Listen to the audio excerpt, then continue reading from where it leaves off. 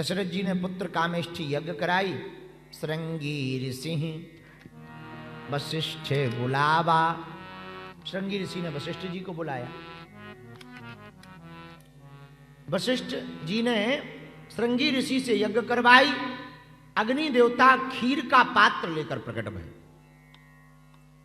दशरथ जी को देकर के बोले, लो ये अपनी रानियों को खिला दो, इससे पुत्र होंगे। और कितना बढ़िया लॉजिक है। भगवान प्रकट कब होंगे?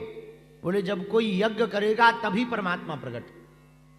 मतलब जब कोई तपस्या की आग में तपेगा और कोई संत आकर के यज्ञ करेगा तभी भगवान प्रकट होंगे। कितनी अद्भुत बात है। भक्त जब संत की शरण में जाएंगे तभी भगवंत पृथ्वी पर आएंगे। ये लॉजिक है इसका। भक्त कौन? दशरथ जी। संत कौन? श्रृंगी जी, वशिष्ठ जी। भगवंत कौन? राम जी। तो राम जी कब आए? जब जब होए धर्म की हानि, बाढ़ही असुर धर्म, तब तब धरि प्रभु विविध शरीरा, हरि कृपा निधि सजन पीरा। तो खीर का पात्र लेकर अग्निदेव प्रकट भय। लो ये पात्र में खीर है, बांटो और ये पवाओ। खीर का पात्र दशरथ जी ने लिया। आधी खीर, पूरे पात्र से आधी खीर निकालकर बड़ी रानी माता कौशल्या को दी। खीर को उन्होंने हाथ में रखा, प्रणाम किया। अब बची आधी। आधी खीर के दो भाग किए। एक भाग को पत्तल पर कैकेयी के हाथ में रख दिया। जैसे ही कैकेयी के हाथ में रखा उसी समय एक श्रापित चील उड़ती उड़ती आई और कैकेयी के हाथ में उस पत्तल को अपने पंजों से पकड़ करके लेकर के दौड़ गई, उड़ गई। और उड़ती उड़ती वह चील दक्षिण भारत के वेंकटाचल पर्वत पर, जहां माता अंजना भगवान शिव की तपस्या में तल्लीन थी, वह सूर्य भगवान को अर्घ दे रही थी। अर्घ देते समय उस चील वहीं से गुजरी। जोर से पवन का झोंका लगा और उसके पंजों से, हाथों से वो खीर का पात्र छूट गया, वो पत्ता छूट गया और वो खीर का पत्ता अर्घ देते हुए माता अंजनी के हाथ पर गिर गया। ऊपर देखा, अरे ये तो किसी ने प्रसाद भेजा है, वरना आ ही नहीं सकता। इस जंगल में खीर कहां से? लगता भगवान की इच्छा है। भगवान की इच्छा मानकर माता अंजना ने वो खीर का प्रसाद पा लिया। उधर कैकेयी जी के हाथ से जब खीर चली गई तो रोने लगी। तो दशरथ जी ने कहा, रो मत। थोड़ा कौशल्या ने अपना भाग निकाला, थोड़ा दशरथ जी ने जो पात्र में आधा बचा हुआ था उससे जोड़ करके दिया, कैकेयी के हाथ में रखा। शेष बचे हुए खीर के दो भाग किए। एक कौशल्या के हाथ में फिर से रखा, दूसरा कैकेयी के हाथ में रखा। दोनों को इशारा किया। दोनों माताओं ने वो खीर का पात्र लिया और सुमित्रा को दे दिया। दो भाग सुमित्रा के पास, एक भाग कैकेयी के पास, एक भाग कौशल्या माँ के पास। कैकेयी का पहला वाला भाग चील लेकर के चली गई।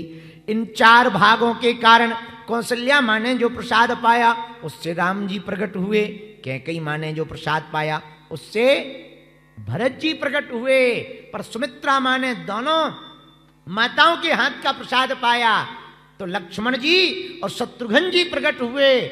उधर अंजना माता ने वही खीर का प्रसाद पा लिया। उसी खीर के प्रभाव के कारण उनकी कोख में, उनके घर पर अंजना नंदन बन करके वीर बजरंग बली प्रकट हो गए। इसलिए राम जी ने हनुमान जी को कहा, ए हा तुम मम प्रिय भरत ही सम भाई, रघुपति कीनी बहुत बड़ाई। हे हा रघुपति कीनी बहुत बड़ाई, तुम मम प्रिय भरत ही सम भाई। श्री राम जय राम जय जय राम। श्री राम जय जय राम। इसलिए राम जी ने हनुमान जी को कहा तुम मम प्रिय भरत ही सम भाई। क्योंकि जिस खीर के पात्र से भरत जी प्रकट भय उसी से हनुमान जी तुम भय, इसलिए तुम मम प्रिय भरत ही सम भाई। और रघुपति कीन्ही बहुत बड़ा। अब बड़ाई क्या की राम जी ने? राम जी हंसते हुए बोले हनुमान, बोले हाँ, बोले देखो दुनिया वालों पे जब संकट आता है तो वो हमको पुकारते हैं, दुनिया वालों पर जब संकट आता है तो हम लोग किसको पुकारते हैं? भगवान को पुकारते, हाँ या ना बोलो। हम लोगों पे संकट आता है तो हम भगवान को पुकारते हैं, लेकिन जब भगवान पर संकट आता है तो वो हनुमान को पुकारते हैं। इसीलिए गोस्वामी जी ने कहा रघुपति कीन्ही बहुत बड़ाई, तुम मम प्रिय भरत ही सम। एक संत बहुत अच्छी बात कहते थे, कांटों पर चलकर फूल खिला करते हैं, विश्वास अगर सच्चा हो तो भगवान मिला करते हैं, सुख में तो मिलने का नाटक सब करते हैं, दुख में तो केवल हनुमान मिला करते हैं। दुख में तो केवल हनुमान जी मिलते हैं, और हनुमान जी है ही हैं।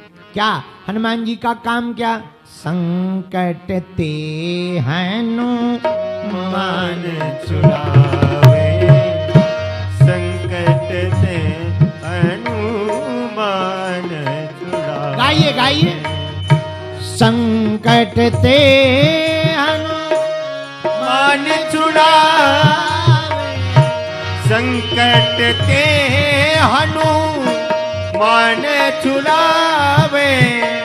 लेकिन तुम्हें संकटों से बचना है फिजी बालो, तो एक सूत्र अपनाना पड़ेगा। क्या?